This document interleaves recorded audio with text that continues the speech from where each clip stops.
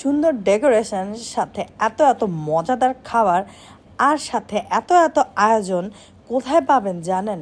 পেয়ে যাবেন উত্তরার বেস্ট বাফেট লাউঞ্জে, যেখানে 101 আইটেম পাবে লাঞ্চে 800 টাকা এবং ডিনারে পাবেন 849 টাকায়। তো চলে এলাম উত্তরার বেস্ট বাফেট লাউঞ্জে, যেখানে আমরা করতে এসেছিলাম লাঞ্চ এবং মজার মজার আইটেম এখানে খেয়ে গিয়েছিলাম।